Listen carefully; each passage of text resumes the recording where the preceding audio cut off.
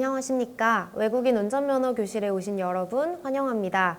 10차시로 진행되는 온라인 운전면허 교실에서는 도로와 관련한 기본 개념들을 살펴보고 또한 학과시험 예상 문제를 풀어보는 시간으로 구성해 보려고 합니다. 우선 첫 번째로 다뤄볼 주제는요. 운전면허 및 도로의 기본 개념입니다.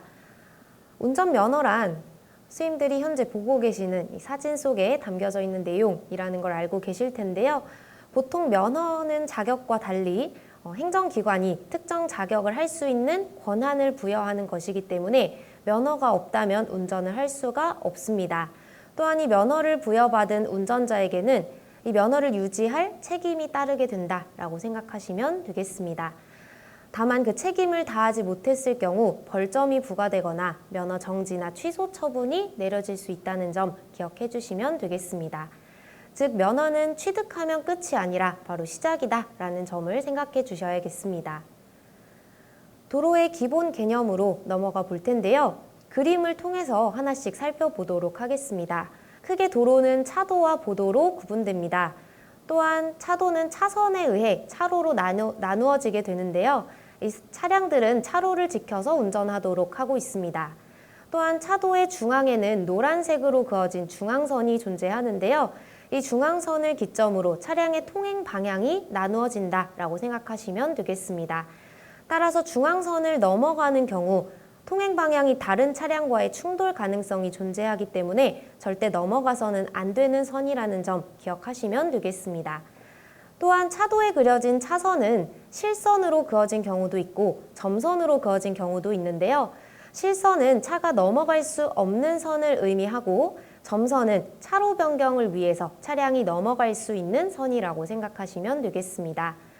정지선 같은 경우 말 그대로 차량이 정지해야 함을 의미하는 선입니다. 따라서 정지선에서는 차량이 신호에 맞게 정지를 해야 한다라고 생각하시면 되겠습니다.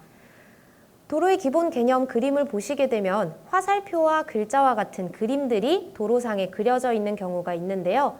바로 노면 표시라고 생각하시면 되겠습니다. 이 노면 표시 역시 도로의 개념들과 정보들을 담고 있기 때문에 꼭 알아두셔야 하는 교통표지라는 점 말씀드립니다. 도로의 기본 개념을 살펴보셨으니 이제 차의 종류에 대해서 살펴볼 시간인데요. 우리가 타고 다니는 차량은 종류에 따라 굉장히 다양하게 분류되어 있습니다. 우선 차는 자동차, 건설기계, 원동기 장치 자전거, 그리고 사람 또는 가축의 힘 혹은 그 밖의 동력으로 운전되는 기타로 구분이 되는데요. 이 중에서도 우리가 가장 많이 운전하게 되는 자동차의 종류를 먼저 살펴보도록 하겠습니다. 자동차는 크게 승용자동차, 승합자동차, 화물자동차, 특수자동차, 이륜자동차, 그리고 일부 건설기계로 분류하고 있습니다. 각각의 자동차들을 좀 구체적으로 살펴볼 텐데요. 승용자동차의 경우 10인 이하를 탑승하도록 적합하게 만들어진 자동차를 의미합니다. 승용자동차보다 더 큰 차량들도 도로에서 마주하시게 될 텐데요. 바로 승합자동차입니다. 11인 이상의 사람을 운송하기 적합하게 만들어진 자동차를 바로 승합자동차라고 부릅니다. 이외에 화물을 싣기 위해서 만들어진 차량도 존재하는데요. 바로 화물자동차입니다. 트럭과 같은 차량들 도로에서 마주하시게 되면 화물자동차에 해당되는구나 라고 생각하시면 되겠습니다. 또한 특수자동차도 존재하는데요. 흔하게 찾아보실 수 있는 차량은 아니겠지만 차량을 견인하거나 혹은 군안 작업에 사용되도록 특수한 용도로 만들어진 자동차를 바로 특수자동차라고 부릅니다. 이륜자동차의 경우 말 그대로 두 개의 바퀴가 달려있는 차량이라고 생각하시면 되고요. 1인과 2인을 운송하기 적합하게 만들어진 차량을 바로 이륜자동차라고 부릅니다. 다음으로는 원동기 장치 자전거에 대한 설명인데요. 앞서 보셨던 이륜자동차 가운데 125cc 이하의 배기량을 가지고 있거나 혹은 전기를 동력으로 하는 경우에는 11kW 이하로 운송되는 차량이 바로 원동기 장치 자전거라고 생각하시면 되겠습니다. 이 원동기 장치 자전거는 자동차에는 해당하지 않지만 자동차 등으로 따로 분류가 된다는 점 기억해 주시면 되겠습니다. 한 가지 더 살펴보실 텐데요. 바로 개인형 이동장치입니다. 앞서 보셨던 원동기 장치 자전거 중에서도 시속 25km 이상으로 운행할 경우 전동기가 작동하지 않고 또한 이 차체의 중량 자체가 30kg 미만인 경우라면 개인형 이동장치로 따로 분류합니다. 최근 도로에서 많이 보시게 되는 전동 킥보드나 전동 휠이 바로 이 개인형 이동장치에 속한다고 생각하시면 되겠습니다. 개인형 이동장치와 같은 경우에는 자동차 혹은 자동차 등에 속하는 운송수단은 아니지만 자전거 등에 속하는 운송수단이라는 점 기억해 주시면 되겠습니다. 간단하게 도로의 기본 개념과 차의 종류를 좀 살펴보셨는데요. 이제 문제를 통해서 이 기본 개념들을 파악해보는 시간을 갖도록 하겠습니다. 첫 번째 문제부터 살펴보도록 할 텐데요.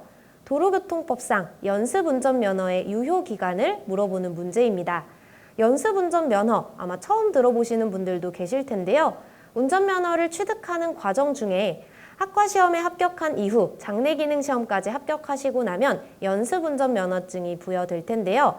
이 연습운전면허증이 있으셔야만 도로에서 주행을 할 수 있다라고 생각하시면 되겠습니다. 도로주행 시험에 응시하기 위해서 필요한 수단이 바로 연습운전면허라고 생각하시면 되는데요. 이 연습운전면허의 유효기간은 받은 날로부터 1년 동안 유효합니다. 따라서 정답은 2번을 골라주시면 되는 문제인데요. 즉 1년 동안 운전에 대한 연습을 충분히 하신 이후 도로주행 시험에 응시하셔서 운전면허 취득을 완료하시면 된다라고 말씀드립니다. 따라서 이 문제 2번을 골라주시면 되는 문제입니다. 다음 문제로 넘어가 볼 텐데요. 도로교통법령상 제2종 보통면허로 운전할 수 없는 차량을 고르는 문제입니다. 우선 보기를 살펴보시기 이전에 제2종 보통면허로 운전할 수 있는 차량의 종류가 어떤 건지 살펴보시면 좋을 텐데요.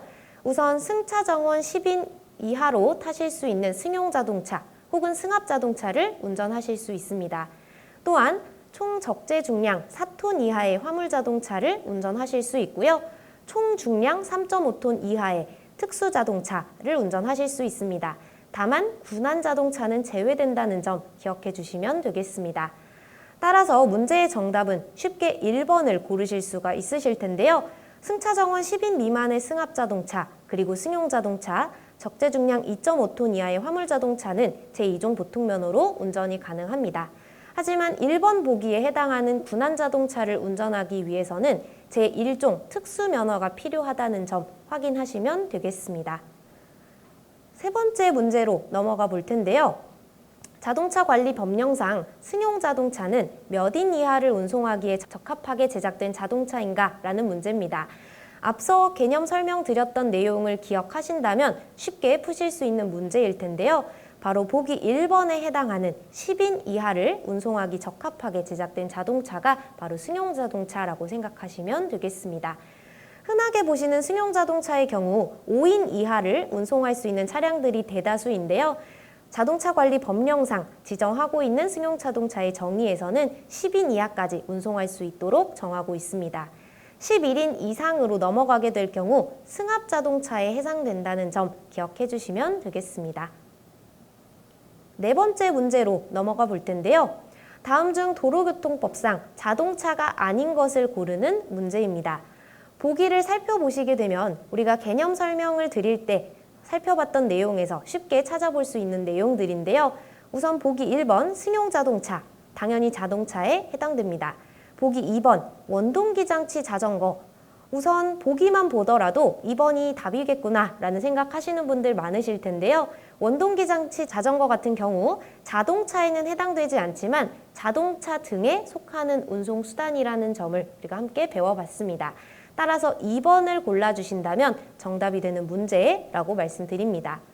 3번 특수자동차 같은 경우 저희가 개념 설명으로 살펴봤던 부분이기 때문에 기억하시는 분들 계실 거고요. 마지막 4번 보기인 승합자동차 역시 자동차에 해당되는 운송수단이라는 것 쉽게 확인하실 수 있으실 겁니다. 따라서 2번을 골라주시면 정답 처리가 되는 문제, 4번 문제까지 풀어봤습니다. 마지막 5번 문제 풀어볼 텐데요. 원동기 장치 자전거 중 개인형 이동장치의 정의에 대한 설명으로 바르지 않은 것을 고르는 문제입니다. 보기가 조금 길기도 하고 내용이 어려운 단어들이 들어가 있기 때문에 조금 어렵게 느껴지실 수 있을 텐데요. 하지만 개념 설명 들으셨던 부분을 기억하신다면 쉽게 푸실 수 있는 문제입니다. 보기 하나씩 살펴보실 텐데요. 1번 보기 먼저 보도록 하겠습니다. 오르막 각도가 25도 미만이어야 한다라는 문장으로 구성이 되어 있는데요. 이 내용 개념 설명 드릴 때 제가 따로 드리지 않았던 내용이라는 것 기억하실 겁니다. 따라서 1번을 쉽게 고르실 수 있는 문제가 될 수도 있을 텐데요. 나머지 보기들도 먼저 살펴본 이후에 정확한 정답을 골라보도록 하겠습니다. 보기 2번, 차체 중량이 30kg 미만이어야 한다라는 문장이 보여지는데요. 바로 살펴보셨던 내용에 해당되는 사항입니다.